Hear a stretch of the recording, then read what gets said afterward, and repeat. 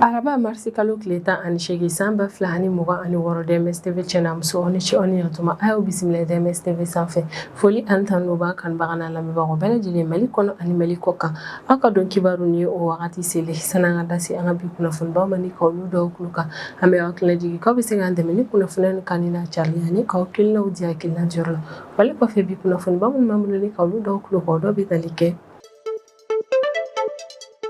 ko juma tɛmɛnen marsi kalo tile 13 san 2026 ko walejugu dɔ yɛrɛ kɔni kɛra Tawusa village kɔnɔna na wale min yɛrɛ kɔni kɛra sababu ye ne ka Tawusa sigibaa ma o bɛɛ lajɛlen dusu kasi ka da kan don kofɔlen yɛrɛ kɔnɔna min yɛrɛ kɔni ye musomani fitini dɔ ni cɛmani fitini yɛrɛ kɔni k'olu to kulonkɛ yɛrɛ kɔnɔna k'u kɔni taara girinadi dɔ yɛrɛ kɔni ta ja girinadi yɛrɛ kɔni tun ye fɛn pɛrɛnta yɛrɛ de kɔni ko ka musomani ni cɛmani yɛrɛ kɔni to girinadi yɛrɛ kɔni manipule la ka essayer k'u b'a dayɛlɛ ko girinadi yɛrɛ kɔni cira u bolo wale min kɛra sababu ye k'u fila bɛɛ yɛrɛ kɔni bɔnɛ u ni na wagati min an ka Mali fintigilakaw an ka Mali autorité ale ni camion citerne bolaw yɛrɛ kɔni bɛ ka u ni di walasa ka se ka fɛɛrɛ latigɛ min yɛrɛ kɔni tajimafɛnw ka o don an ka Mali jamana kɔnɔ na o wagati kelen yɛrɛ kɔnɔ na maa dɔw yɛrɛ de kɔni fɛnɛ bɛ an ka Mali jamana kɔnɔ na olu ka baara yɛrɛ kɔni bɛnnen don fintigilakaw ale ni camion citerne bolaw man'u gosi kɛ ka na ni tajimafɛn minnu olu fɛnɛ bɛ o détourner ni ka taa o feere sɔngɔba yɛrɛ kɔnɔ na o ko hukumu de la kɔni yirala k'a fɔ ko bolodara ni maa ninnu kan don tɛmɛnenw yɛrɛ kɔnɔ na Falajɛ extension quartier yɛrɛ kɔnɔ na ni nin yɛrɛ kofɔlen bɛ an ka Bamako yɛrɛ kɔnɔna na min yɛrɛ kɔni an ka direction générale du commerce de la concurrence et de la consommation ma olu kɔni y'a yira k'a fɔ k'an bɛ wagati min na i n'a fɔ ko bi k'u kɔni bɔra kalama k'a fɔ ko réseau dɔ yɛrɛ de kɔni bɛ minnu ka baara bɛnnen don nin walejugu ma ko wa bolodara réseau ma ninnu kan ni k'u bila an ka kiiritigilamaw ka bolo kan an bɛ wagati min na i n'a fɔ ko bi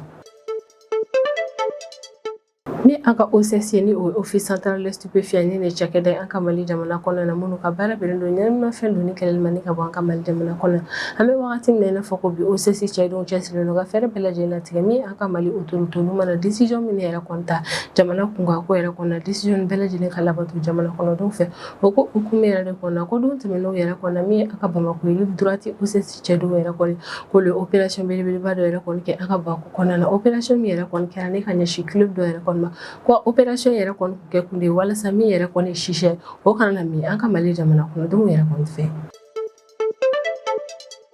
min yɛrɛ kɔni lakanabali an bɛ wagati min na i n'a fɔ ko bi ko kɔni bɛ Nigeria jamana kɔnɔ na kɔni yirala k'a fɔ ko min yɛrɛ kɔni banbaci wale jɛkulu Boko Haram ka maaw ye k'olu kɔni taara binkani wale yɛrɛ kɔni kɛ Borno État yɛrɛ kɔnɔ na ni yɛrɛ kofɔlen bɛ Nigeria nord est yan fanfɛla yɛrɛ kɔni fɛ ko banbaci wale jɛkulu Boko Haram ka maaw yɛrɛ kɔni taara kɔni binkani wale yɛrɛ kɔni kɛ ni ka ɲɛsin sugu kɔnɔna ale ni jama dalajɛyɔrɔ yɛrɛ de kɔni ma Nigeria jamana kɔnɔna na kɛrɛnkɛrɛnnenya la Maiduguri sugu yɛrɛ kɔni kɔnɔna na ko min yɛrɛ kɔni banbaci wale maa ninnu ye k'u ka nin attaque yɛrɛ kɔni kɔnɔna na k'a kɔni da ma ja Nigeria ka jamana kɔnɔdenw na ka d'a kan attaque yɛrɛ kɔni senfɛ banbaci wale maa ninnu sera ka civil caman faga ni ka maa caman fɛnɛ jogi ka d'a kan maa ninnu yɛrɛ kɔni a dabɔ kama ni ka taa yɔrɔ la yɔrɔ min yɛrɛ kɔni na jama bɛ sɔrɔ ko attaque yɛrɛ kɔni kɛra tɛmɛnen de marsi kalo tile 16 san 2026 ne kunnafoniba de bɛ an bolo kɔrɔ bi an bɛna minnu walawala aw ye bidon kibaru kɔnɔna na ko juma tɛmɛnen marsi kalo tile 13 san 2026 ko Tawusa village yɛrɛ kɔni kɔnɔna na wale dɔ kɛra yen wale min kɛra sababu ye ni ka Tawusa sigibaa maaw bila dusukasi ale ni hami yɛrɛ kɔni kɔnɔna na ko nin don kofɔlen yɛrɛ kɔni na den fitini fila olu kɔni ni tora girinadi dɔ yɛrɛ kɔni cili la Tawusa village kɔnɔna na ni nin yɛrɛ kofɔlen ni buram tɛ tɛmɛ kilomɛtiri 30 kan n'a bɛ kɛrɛnkɛrɛnnenya la Gao région yɛrɛ de kɔni kɔnɔna na source yɛrɛ kɔni ka kɔrɔfɔ la ko ni jumadon yɛrɛ kɔnɔna marsi kalo tile 13 san 2026 sɔgɔma marafila nɛgɛ kanɲɛ 9 wagati de ko walejugu yɛrɛ kɔni kɛra ni village kofɔlen kɔnɔna na ko cɛman denmisɛnnin dɔ ni ale si bɛ sanji 11 na ale ni musoman denmisɛnnin dɔ ni o si bɛ sanji 9 na ko ni denmisɛnnin fila ni yɛrɛ kɔni kun bɛ kulonkɛ yɛrɛ de kɔnɔ na yɔrɔ dɔw yɛrɛ kɔnɔ na yɔrɔ min yɛrɛ kɔni kun ye an ka Mali fintigilakaw ka yɔrɔ abandonnelen dɔ ye n'an bɛ wagati min na i n'a fɔ ko bi an ka Mali fintigilakaw yɛrɛ kɔni tɛ yɔrɔ kofɔlen na ko denmisɛnnin fila ninnu kun bɛ kulonkɛ la o yɔrɔ in de la ko ka denmisɛnnin fila ni yɛrɛ kɔni to kulonkɛ yɛrɛ kɔnɔ na u kɔni taara bɔ girinadi dɔ yɛrɛ kɔni kan ni yɔrɔ kofɔlen in na i n'a fɔ bɛɛ lajɛlen yɛrɛ kɔni b'a kalama cogo min yɛrɛ kɔni ye denmisɛnnin fila ninnu kun tɛ se k'a dɔn cogoya si la k'a fɔ ko girinadi yɛrɛ kɔni kun bɛ kɛ danger u ma o yɛrɛ de kɔni na u gɛrɛla ne ka girinadi ta ka girinadi yɛrɛ kɔni manipule k'a essayer k'u bɛna na a dayɛlɛ o ko hukumu yɛrɛ de kɔni na ko min yɛrɛ kɔni ye girinadi kofɔlen yɛrɛ kɔni ale pɛrɛnna ne k'a to denmisɛnnin fila ni yɛrɛ kɔni bolo ko pɛrɛnni yɛrɛ kɔni kɛra wagati min cɛmani fitinin yɛrɛ kɔni ale sara o yɔrɔ bɛɛ la nka musomanin yɛrɛ kɔni ale kun jogina jogintogo jugu la ko kabini bɔ kɛra nin ko yɛrɛ kɔni kalama min ye Tawusa village mɔgɔw ye olu nana u teliya joona ne ka musomanin yɛrɛ kɔni ta teliya la ne ka taa n'a ye Tawusa furakɛlikɛyɔrɔ yɛrɛ kɔnɔ na walasa ani furakɛli min ka kan ko ka se ka da kan ko nka ko wagati damadɔni musomanin yɛrɛ kɔni selen kɔfɛ dɔgɔtɔrɔso yɛrɛ kɔnɔ na k'a fatura ka da kan girinnaden yɛrɛ kɔni tun y'a sɔrɔ cogo jugu yɛrɛ kɔnɔ na ko wale yɛrɛ kɔni dugusajɛ min yɛrɛ kɔni denmisɛnnin filanin yɛrɛ kɔni u ka sukoyali baaraw kɛra u ka dugu la musomanin ale kɔni ka sudon taara kɛ burɛm de kɔnɔna na min yɛrɛ kɔni cɛmanin ye ale ka sudon kɛra Tawusa village kɔnɔna na ko an bɛ wagati min na i n'a fɔ ko bi ni wale jugu min yɛrɛ kɔni kɛra Tawusa village kɔnɔna na o kɔni kɛra sababu ni Tawusa village sigibaa mɔgɔw kɔni y'a yira k'a fɔ k'an bɛ wagati min na i n'a fɔ ko bi k'olu jɔrɔlen don n'u denw yɛrɛ kɔni ka lakana ye ka da kan k'an ka jamana kɔnɔna na zone dɔw yɛrɛ kɔni bɛ yen nɔ ni lakanabaliya yɛrɛ kɔni tun bɛ o yɔrɔ ninnu yɛrɛ kɔnɔna ko zone yɛrɛ kɔnɔna min ye fɛn pɛrɛn ta u bɛ min fɛnɛ ye denmisɛnninw ye k'u tɛ se k'a dɔn k'a fɔ ko fɛn ninnu ye danger u ma ko yɛrɛ de kɔnɔna olu jɔrɔlen don ko min yɛrɛ kɔni olu Tawusa sigibaa ma u bɛ welemada kɛ ne ka ɲɛsin an ka Mali autorités ma k'u b'a laɲini an ka Mali autorités yɛrɛ kɔni fɛ min ye sensibilisation yɛrɛ kɔni ye kɛrɛnkɛrɛnnenya la denmisɛnninw sensibiliseli yɛrɛ kɔni k'a ka kan an ka Mali autorités ka o ko in yɛrɛ kɔni tɔ renforcer kosɛbɛ k'a yira denmisɛnninw na k'a fɔ ko fɛn bɛɛ yɛrɛ kɔni tɛ magafɛn ye ko fɛn dɔw yɛrɛ kɔni bɛ yen nɔ n'u ye olu ye o kan ka tɛmɛ o yɛrɛ de kɔni na nin yɔrɔ in yɛrɛ kɔni na an bɛ dugawu de kɛ banbagatɔ fila nin yɛrɛ kɔni k'Ala ka badabada dali nɔgɔya u ye ko wagati min yɛrɛ kɔni na an ka Mali autorités fintigilakaw fo ka taa se camion citerne bolaw yɛrɛ kɔni ma olu b'u k'u fanga fara ɲɔgɔn kan ne ka fɛɛrɛ bɛɛ lajɛlen latigɛ jamana ka tajimafɛn o ka se ka don hali n'a sɔrɔ jeli yɛrɛ de kɔni bɛ bɔn o hukumu yɛrɛ kɔni na ko wagati min an ka ɲɛmaaw yɛrɛ kɔni cɛsirilen don o ko in yɛrɛ kɔni na ko maa dɔw fɛnɛ bɛ an ka Mali jamana kɔnɔna na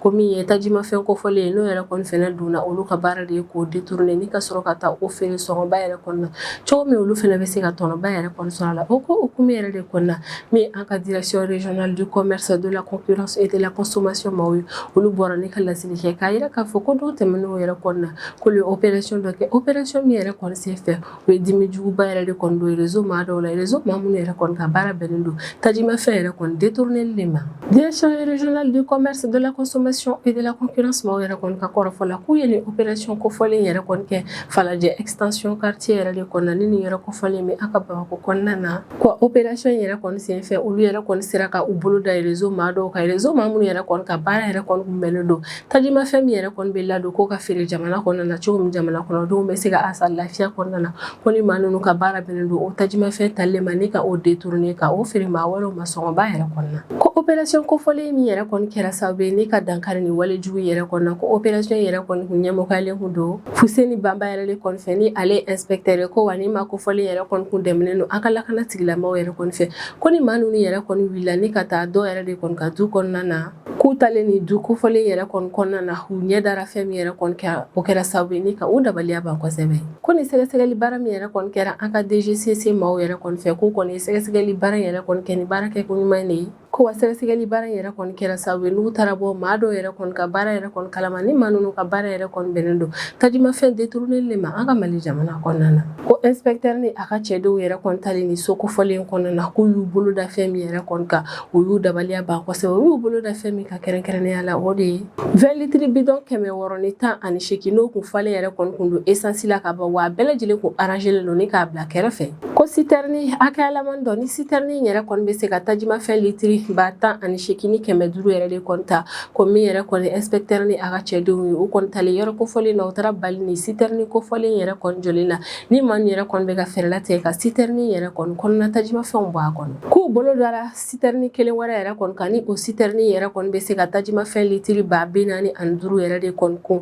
ko o citerne kofɔlen yɛrɛ kɔni kun garelen don so in kɛrɛfɛla la n'u kun tilala citerne fitinin yɛrɛ kɔni videli la u kun bɛna ni citerne kumaba in yɛrɛ kɔni fɛnɛ ta ni ka o vide ha kɔni yira la k'a fɔ ko min yɛrɛ kɔni inspecteur n'a ka cɛdenw ye k'u kɔni taara ni so in kɔnɔ wagati mun ɲɛ dara ni fɛn yɛrɛ de kɔni ka wale min u dabaliya ban kosɛbɛ ko bakurubaya essence litiri bayirika ni maa yɛrɛ kɔni kun ye o de détourner min yɛrɛ kɔni k'u kan ka feere jamana kɔnɔdenw ma k'a bɛna la jamana station yɛrɛ kɔni kɔnɔna na ko ni maa yɛrɛ kɔni kun ye nin de détourner u kun nana taa feere yɔrɔ dɔ yɛrɛ kɔni kan kɔni bɛ wagati min na i n'a fɔ ko bi inspecteur min yɛrɛ kɔni t'a dɔn ni essence yɛrɛ kɔni kun na feere maa minnu yɛrɛ kɔni ma ko wa sɛgɛsɛgɛli baaraw bɛ sen na o ko hukumu na ni yɛrɛ kɔni an ka DGCC directeur yɛrɛ kɔni kabini ale bɔra ni ko in yɛrɛ kɔni kalama a y'a yira k'a fɔ k'a kabakoyara kosɛbɛ o wale yɛrɛ de kɔni kɔfɛ directeur ale kɔni décision ta o wale yɛrɛ de kɔni kɔfɛ min ye directeur yɛrɛ kɔni ale y'a yira k'a fɔ ko ni maa ninnu yɛrɛ kɔni ye wale juguba fila de kɛ hali u t'a kalama ko fan dɔ fɛ u kɔni bɛ ka jagoya tajimafɛn dɛsɛ yɛrɛ kɔni sigi jamana kɔnɔna na ko ka sɔrɔ tiɲɛ tɛ ka d'a kan ni maa ninnu bɛ ka tajimafɛn min yɛrɛ kɔni détourner tajimafɛn kun kan ka taa jamana station de la ni ka feere jamana kɔnɔdenw yɛrɛ kɔni ma ko ni nin dun yɛrɛ kɔni ye détourner a bɛ se ka kɛ don n'a nataw la tajimafɛn gɛlɛya yɛrɛ kɔni bɛ na ko fan filanan yɛrɛ kɔni na ko min yɛrɛ kɔni ye tajimafɛn caman yɛrɛ kɔni faralen ye ɲɔgɔn kan yɔrɔ la maaw yɛrɛ kɔni ka so bɛ yɔrɔ min yɛrɛ kɔni na k'o ye danger ba ye ka d'a kan i n'a fɔ bɛɛ lajɛlen yɛrɛ kɔni b'a kalama cogo min yɛrɛ kɔni ye tajimafɛn ale tɛ fitini yɛrɛ kɔni kun ni fitini fanga bonyana walima n'a cayara ɲɔgɔn kan ale yɛrɛ kɔni bɛ se ka mɛnɛ ko yɛrɛ kɔni bɛ ka kɛ sababu ye ni nin maa ninnu yɛrɛ kɔni kun bɛ ka u sigiɲɔgɔnmaw yɛrɛ kɔni k'a ɲɛnɛmaya bila danger la ni nin ɲɔgɔnna tajimafɛnw marali ye yɔrɔ in na directeur yɛrɛ kɔni ka kumaw yɛrɛ kɔni na ko ni zen yɛrɛ kɔni na k'u bɛna sanction jugumanbaw yɛrɛ de kɔni ta ne ka ɲɛsin nin maa ninnu ma ko ni wagati tɛmɛn'o na sanction kun ka nɔgɔ ko ni zen yɛrɛ kɔni sanction tɛ min yɛrɛ kɔni sanfɛ k'u bɛ kɛ nin maa ninnu na k'u bɛna sanction dɔ ta ne ka ɲɛsin nin maa ninnu yɛrɛ kɔni ma fo don n'a nataw yɛrɛ kɔni na maa si tɛ sɔn ka kariya k'a fɔ k'a bɛ ɲɔgɔnna ko yɛrɛ kɔni kɛ ka d'a kan u bɛna sanction gɛlɛnmanw de ta ne ka bin ni maa ninnu yɛrɛ kɔni kan cogo min maa wɛrɛ kana na segin a ɲɔgɔn wɛrɛ kan directeur kɔni y'a yira k'a fɔ k'ali n'a sɔrɔ wagati tɛmɛn'o na olu ye sensibilisation kɛ u ye sanction ta ne ka ɲɛsin maaw yɛrɛ kɔni ma ko n'a taw ta ko dɔw yɛrɛ kɔni bɛ ka continuer ne ka jamana ka sariya yɛrɛ kɔni sɔsɔ ko nka danbe kari nin ko in na k'a ti mɛn bilen ka d'a kan ni zen yɛrɛ kɔni olu bɛna min da ni maa ninnu yɛrɛ kɔni kan maa si tɛna kariya jamana kɔnɔna bilen k'a fɔ k'a bɛ tajimafɛn yɛrɛ kɔni détourner a kɔni yirala k'a fɔ ko ni kɔni y'a ye k'a fɔ ko sebaya yɛrɛ kɔni sɔrɔla ni opération yɛrɛ kɔni na k'o dabɔra jamana kɔnɔdenw ale ni autorités ka bolo di ɲɔgɔnma yɛrɛ de kɔni na directeur yɛrɛ kɔni ka kuma kɔnɔna na a b'a yira k'a fɔ k'a bɛ foliba yɛrɛ kɔni kɛ ni ka ɲɛsin jamana kɔnɔdenw ka muɲu yɛrɛ kɔni ma ko maa minnu yɛrɛ kɔni ka so yɛrɛ kɔni kun bɛ nin tajimafɛn mara yɛrɛ in kɛrɛfɛla yɛrɛ kɔni na k'a b'u fo ka jamana kɔnɔden ɲumanya la ka d'a kan u kun kan ka min kɛ u y'o kɛ ko sigiɲɔgɔn yɛrɛ de kɔni ka jamana kɔnɔden ɲumanya yɛrɛ de kɔni kɛra sababu ye n'olu yɛrɛ kɔni bɔra nin ko in kalama ni ka t'u bolo da ni maa ninnu ka k'u to u ka wale juguw la ko yɛrɛ de kɔni na olu bɛ laɲini kɛ jamana kɔnɔdenw fɛ halisa k'an ka continuer nin sira in kan ko ni kuma o kuma an kɔni ye maaw yɛrɛ kɔni ye walela wale minnu yɛrɛ kɔni bɛ tilenbaliya kɔnɔna na ni sariya tɛ sɔn a ma k'an an ka autorités yɛrɛ kɔni lakunnafoniya o ko in na ko n'o yɛrɛ kɔni kɛra an ka autorités fana bɛ min yɛrɛ kɔni kɛ olu bɛ o kɛ wa a bɛ tila ka sinsin a kan ko min yɛrɛ kɔni an ka Mali autorités k'olu fana bɛ u cɛsiri ka fɛɛrɛ bɛɛ lajɛlen latigɛ maa fɛn fɛn yɛrɛ kɔni ka baara bɛnnen don tajimafɛn détourner le ma jamana in kɔnɔna na ka fɛɛrɛ latigɛ ni ka boloda o maa ninnu kan walasa danbe kari nin wale in na an ka jamana kɔnɔna na ko bolodara maa minnu yɛrɛ kɔni ka nin opération yɛrɛ kɔni senfɛ k'an bɛ wagati min na i n'a fɔ ko bi maa ninnu yɛrɛ kɔni bilala an ka kiiritigilamaw yɛrɛ kɔni ka bolo kan ko wa don n'a nataw yɛrɛ kɔni na maa ninnu yɛrɛ kɔni na ta jaabi kɛ ni ka ɲɛsin u ka walejugu ma walasa min yɛrɛ kɔni kiiritigilamaw ye olu ka ɲankili da ni maa ninnu kan olu ɲankili min yɛrɛ kɔni ka kan min yɛrɛ kɔni an ka DRCC maaw yɛrɛ kɔni u bɛ sinsin a kan ko min yɛrɛ kɔni olu ye k'u cɛsiri dɔ ka fɛɛrɛ bɛɛ lajɛlen latigɛ min yɛrɛ kɔni an Mali jamana kɔnɔdenw yɛrɛ kɔni ye ka anw lakana ko min yɛrɛ kɔni ye feere ni sanuko ye an ka Mali jamana kɔnɔ olu bɛ fɛɛrɛ latigɛ ni ka na ni jɛya o yɛrɛ kɔni kɔnɔ na wale min bɛ kɛ kun ye walasa ka se ka an Mali jamana kɔnɔdenw yɛrɛ de kɔni lafiya min yɛrɛ kɔni an ka OCS maaw ni office central de stupéfiants ni cakɛda ye an ka Mali jamana kɔnɔ na minnu ka baara bɛnnen don ɲanimafɛn don ni kɛlɛli yɛrɛ de kɔni ma i n'a fɔ bɛɛ lajɛlen b'a kalama cogo min yɛrɛ kɔni OCS maaw ye an bɛ wagati min na i n'a fɔ ko bi olu cɛsirilen u ka fɛɛrɛ bɛɛ lajɛlen latigɛ jamana autorités mana sariya min yɛrɛ kɔni ta jamana kɔnɔ na o sariyaw ka labato jamana kɔnɔden kelen kelenna bɛɛ lajɛlen fɛ o ko hukumu yɛrɛ de kɔnɔ na don tɛmɛnenw yɛrɛ kɔnɔ na komi OCS cɛdenw ye olu ye mission de contrôle ale ni opération belebeleba dɔw yɛrɛ kɔni kɛ walasa fɛn minnu yɛrɛ kɔni interdilen don an ka jamana kɔnɔ na olu kana na kɛ bilen wale min yɛrɛ kɔni kɛra sababu ye ni OCS cɛdenw yɛrɛ kɔni u bolo da fɛnba dɔ yɛrɛ kɔni kan a kɔni yirala k'a fɔ ko ni opération yɛrɛ kɔni kɛra juma tɛmɛnen ni mars kalo tile 13 san 2026 an ka Bamako rive droite OCS cɛdenw fɛ ko an do kofɔlen yɛrɛ kɔni na OCS cɛdenw yɛrɛ kɔni taru ka opération yɛrɛ kɔni kɛ ni ka ɲɛsin restaurant Ging Club yɛrɛ de kɔni ma ni nin yɛrɛ kofɔlen yɛrɛ kɔni ɲɛsinlen bɛ Jaralandi yɛrɛ de kɔni ma ko OCS cɛdenw taara opération min yɛrɛ kɔni kɛ ni restaurant kofɔlen kɔnɔna na opération yɛrɛ kɔni k'u kɛ ku de walasa min yɛrɛ kɔni shisha interdit ko an ka Mali jamana kɔnɔna na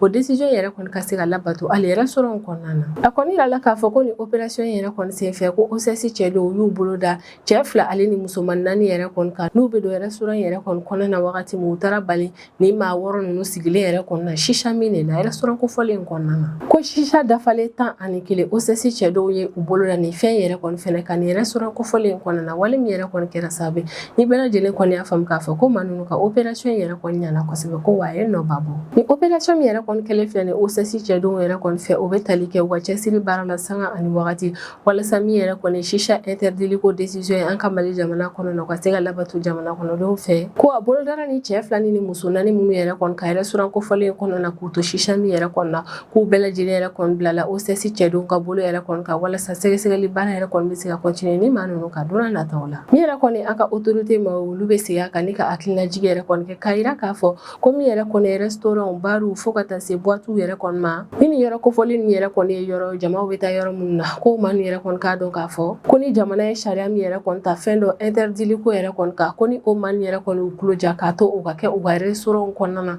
ko maa ninnu k'a dɔn k'a fɔ ko sanction fɛnɛ bɛ ta ni ka ɲɛsin u ma ko bolodara maa minnu yɛrɛ kɔni ka k'u to wale yɛrɛ kɔni la ko sanction tɛ ta ka ɲɛsin olu dɔrɔn ma ko in kɛra restaurant walima bari minnu yɛrɛ kɔni na ko sanction bɛ ɲɛsin o maa ninnu bɛɛ lajɛlen yɛrɛ kɔni ma sisan an bɛ tɛmɛ n'an ka jamana kɔfɛ kibaruyaw ye o kɔnɔna na an bɛ taa Nigéria jamana kɔnɔna na komi yɛrɛ kɔni banbaci wale jɛkulu Boko Haram ka maaw yɛrɛ kɔni k'olu taara attaque kura kɛ Nigéria jamana kɔnɔ na attaque min yɛrɛ kɔni senfɛ u ye maa minnu faga o dɔgɔyalen maa 23 ye ko wa u ye maa minnu jogo ka ca ni maa 100 yɛrɛ kɔni ko wa ni attaque yɛrɛ kɔni kɛra Nigéria nord-est yan fanfɛla yɛrɛ de kɔni fɛ Nigéria autorité maaw yɛrɛ kɔni ye hacɛntigiya k'a yira k'a fɔ ko don tɛmɛnenw yɛrɛ kɔnɔ na ko maa dɔw yɛrɛ kɔni ye fɛn pɛrɛntaw siri u yɛrɛ la ni ka don sugu kɔnɔnaw ale ni dɔgɔtɔrɔso dɔw yɛrɛ kɔnɔ na Maiduguri localité yɛrɛ kɔnɔ na ni yɛrɛ kofɔlen bɛ Nigéria jamana de kɔnɔna na Nigéria autorité maaw yɛrɛ kɔni ka kɔrɔfɔ la ko ni binkani wale yɛrɛ kɔni kɔnɔna na ko maa minnu yɛrɛ kɔni sara ko dɔgɔyalen maa 23 ye ko maa minnu yɛrɛ kɔni joginna o ka ca ni maa 100 yɛrɛ kɔni ko wa bisiya bɛ kɛ k'a fɔ ko min yɛrɛ kɔni banbaci wale jɛkulu Boko Haram ka maaw ye ko le ni binkani wale in kɛ ko wale jugu yɛrɛ kɔni kɛra Maiduguri localité de la ni yɛrɛ kofɔlen bɛ Borno état de kɔnɔna na ni yɔrɔ yɛrɛ kɔni bɛ kɛrɛnkɛrɛnnenya la Nigéria nord-est yan fanfɛla yɛrɛ de kɔnɔna na ko ni attaque nin yɛrɛ kɔni kɔnɔna na ni min yɛrɛ kɔni banbaci wale maa ninnu ye olu ye fɛn pɛrɛntaw siri u yɛrɛ la ni ka don jama yɛrɛ kɔni kɔnɔna na walasa ka se ka maa caman yɛrɛ kɔni faga u fɛnɛ nɔfɛ yɛrɛ kɔni ko banbaci wale maa ninnu y'u ka wale jugu in kɛ ni ka ɲɛsin Maiduguri dɔgɔtɔrɔso ale ni suguba 2 yɛrɛ de kɔni ma ni suguba 2 nin yɛrɛ kɔni na population ka tagali ka ca yen kosɛbɛ wale min yɛrɛ kɔni kɛra sababu ye ni ka na ni siran ale ni jatigɛ yɛrɛ kɔni ye feerekɛlaw ale ni population yɛrɛ kɔni yɔrɔ la ka d'a kan min yɛrɛ kɔni ye banbaci wale maa ninnu ye yɔrɔ dɔw yɛrɛ de kɔni visé yɔrɔ minnu yɛrɛ kɔni na maaw ka taa ka segin ka ca yen kosɛbɛ source locale kɔni y'a yira k'a fɔ ko wale jugu yɛrɛ kɔni kɛra tɛnɛn tɛmɛnen ni mars kalo tile 16 san 2026 ko wa wale yɛrɛ kɔni bɛ kɛ wagati min na o y'a sɔrɔ sun yɛrɛ kɔni kun tigɛra ka ban min yɛrɛ kɔni silamɛw ye olu kun bɛ fitiri seli de la min yɛrɛ kɔni Surajo Abdoulaye ye ni ale ye Nigéria ka nema coordinateur régional yɛrɛ kɔni ye ale kɔni y'a yira k'a fɔ ko attaque yɛrɛ kɔni senfɛ ko maa 169 olu bɛɛ lajɛlen yɛrɛ kɔni joginnen taara teliya la ni ka taa n'u ye Maiduguri dɔgɔtɔrɔso 3 yɛrɛ kɔni na ko kunu tarata mars kalo tile 17 san 2026 k'olu y'a cɛntigiya k'a fɔ ko maa 23 yɛrɛ de kɔni fatura ni ko in yɛrɛ kɔni hukumu yɛrɛ kɔni na ko nka halisa u bɛ ka continuer ni ka ko in yɛrɛ kɔni tagabolo la ka d'a kan a bɛ se ka kɛ don n'a nataw yɛrɛ kɔni na dɔ bɛ fara maa fagalen ta ninnu yɛrɛ kɔni kan ka d'a kan min yɛrɛ kɔni ye maa joginnen ninnu ye ko caman joginna jogintogo jugu yɛrɛ kɔni na k'a dɔw yɛrɛ kɔni na dɔw ni tɛ bɔ nin ko in na a kɔni yirala k'a fɔ ko Nigéria jamana kɔnɔna na kɛrɛnkɛrɛnnenya la Borno état yɛrɛ kɔni kɔnɔna na ko maa minnu yɛrɛ kɔni bɛ bombe siri u yɛrɛ la ni ka taa attaque yɛrɛ kɔni kɛ jamalama yɔrɔw yɛrɛ kɔni na ko o attaque laban min yɛrɛ kɔni kɛra état kofɔlen kɔnɔna na ko kɔni kɛra san 2021 wagati ko wagati kofɔlen yɛrɛ kɔni na min ye banbaci wale jɛkulu Boko Haram ka maaw yɛrɛ kɔni k'olu yɛrɛ kɔni taara tir de mortier dɔw yɛrɛ kɔni kɛ wale min yɛrɛ kɔni kɔnɔna na u sera ka maa 10 yɛrɛ kɔni faga o wale yɛrɛ kɔni kɔfɛ Boko Haram ka maaw ni yɛrɛ kɔni sɔrɔla ka bombe siri u yɛrɛ la ni ka taa misiri dɔ yɛrɛ kɔni kɔnɔna na misiri min yɛrɛ kɔni kun bɛ Gambaru sugu yɛrɛ kɔni kɔnɔna na walasa bombe yɛrɛ kɔni ka exploser u ni maa caman ka se ka sa ɲɔgɔn fɛ wa yirala k'a fɔ ko dɔgɔkun tɛmɛnen yɛrɛ kɔnɔ ko banbaci wale maa ninnu ye binkani wale kɛ ni ka ɲɛsin Nigéria ka fitigilakaw ka daga sigiyɔrɔ 3 yɛrɛ kɔni ma Maiduguri localité yɛrɛ kɔni kɔnɔna na min yɛrɛ kɔni ye Borno état gouverneur ye ni o ye Babagala Umara Zulum yɛrɛ kɔni ye ale kɔni y'a yira k'a fɔ ko ni attaque min yɛrɛ kɔni bɛ ka kɛ banbaci wale maa yɛrɛ kɔni fɛ ko attaque ninnu kan ka condamner ko banbaci wale maa minnu bɛ nin attaque juguman ba nin yɛrɛ kɔni kɛ ko mɔgɔ tɛ nin yɛrɛ kɔni kɛ i mɔgɔ ɲɔgɔn na ko yɛrɛ de kɔni min yɛrɛ kɔni ye olu olu Nigeria autorité ma olu kɔnɔna na fɛɛrɛ yɛrɛ kɔnɔ latigɛ walasa lakana min yɛrɛ kɔni bɛ u ka état kɔnɔna na ka o tɔ sinsin wali min bɛ kɛ sababu ye n'u bɛ se ka u ka population ka lakana sabati. Borno état gouverneur yɛrɛ kɔni ka kɔrɔfɔ la ko ka taa binkani wale kɛ ne ka ɲɛsin civil ale ni diinɛmaw yɛrɛ kɔni ka diinɛ baarakɛyɔrɔw yɛrɛ kɔni na ko o ti bɛn ko kuma caman maa minnu yɛrɛ kɔni bɛ t'u ka binkani walew yɛrɛ kɔni kɛ ne ka ɲɛsin yɔrɔ la yɔrɔ minnu yɛrɛ kɔni na i bɛ taa sɔrɔ min ye silamɛw yɛrɛ kɔni olu b'u ka seli kɛ ni o ye misiri kɔnɔna yɛrɛ kɔni ko wale in yɛrɛ kɔni ti bɛn jamana kɔnɔna na a b'a ka condoléance yɛrɛ kɔni kɛ ne ka ɲɛsin maa somɔgɔw ma minnu ka mɔgɔ yɛrɛ kɔni ni tora nin ko in na wa a bɛ nɔgɔya da duwawu do kɛ ne ka ɲɛsin maa joginnenw yɛrɛ kɔni fɛnɛ ma ni attaque in kɔnɔna na kan kɔni bɛ wagati min na i n'a fɔ ko bi ko sɛgɛsɛgɛli baaraw yɛrɛ kɔni bɛ sen na walasa attaque in yɛrɛ kɔni kɔnɔna na ko in juguyara fo ka se degré min ma ka se ka o yɛrɛ kɔni dɔn ale ni maa minnu yɛrɛ kɔni ni wale jugu kɛ ka fɛɛrɛ latigɛ ne ka bolo la olu yɛrɛ kɔni kan ko laɲini kɛra Nigeria sigibaa maaw yɛrɛ kɔni fɛ k'u k'u hakili to u yɛrɛ la u b'u ka jateminɛw caya kosɛbɛ wa ko n'u bisigara maa o maa yɛrɛ kɔni ka ko kɛta la u ka o ko in yɛrɛ kɔni lase u ka autoritéw ma walasa min yɛrɛ kɔni ye Nigeria autorité maaw yɛrɛ kɔni olu kan ka min yɛrɛ kɔni kɛ u ko u min na u bɛ o kɛ wali min yɛrɛ kɔni bɛ kɛ sababu ni Nigeria sigibaa maaw yɛrɛ kɔni ka lakana bɛ se ka sabati u sigiyɔrɔw la ni ne bɛ dan sigi an ka bidon kibaru la an b'an kanubaga n'a lamɛnbagaw bɛɛ lajɛlen fo Mali kɔnɔ ani Mali kɔ kan an bɛ hakilina jigin k'aw bɛ se k'an dɛmɛ ni kunnafoniya ni kanni n'a carili ani k'aw hakilinaw di hakilina jɔyɔrɔ la wale kɔfɛ an b'a fɔ ɲɛna ko aw kan bɛn a ɲɔgɔnna wɛrɛ ma